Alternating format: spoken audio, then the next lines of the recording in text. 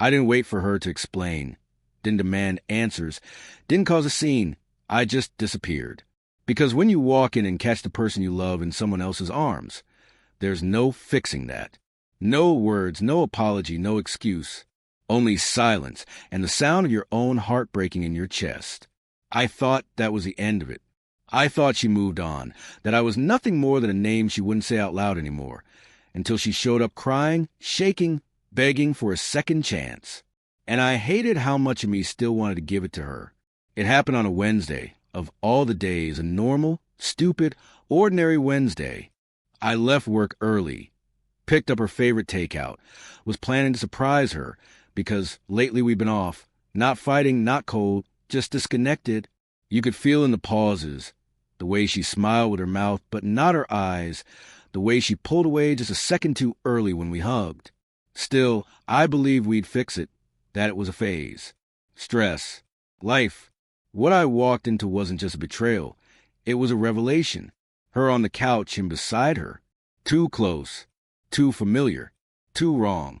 She stood up instantly, started talking, saying it wasn't what it looked like.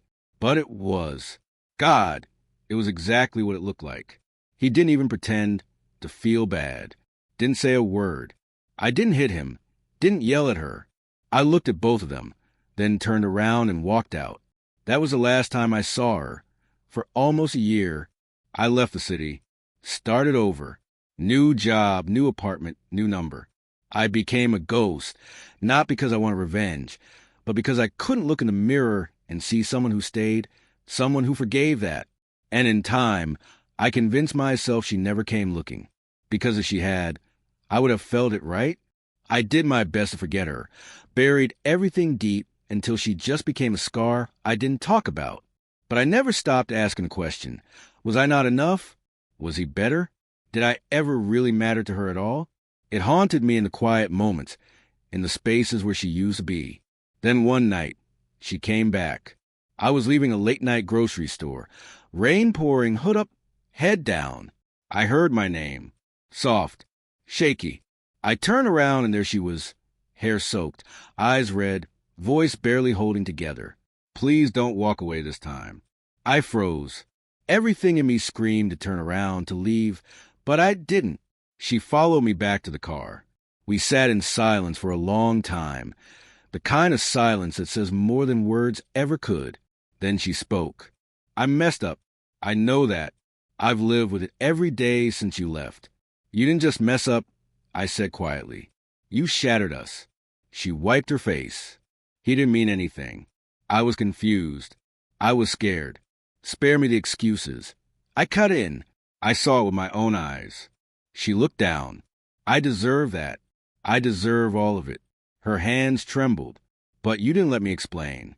You didn't let me fight for us. You just disappeared. I stared out the window. Because I didn't want to hear you lie again. Then she said something I didn't expect. I've been in therapy for almost 10 months. I had to understand why I hurt the only man who ever truly loved me. That hit different. She wasn't just sorry. She was broken, not for being caught, but for what she'd become. She pulled something out of her bag. A letter. I wrote this after you left. I never had the courage to send it. I took it. Read it. Every word cut deeper than the one before. She didn't try to blame me. Didn't romanticize the past. She just told the truth.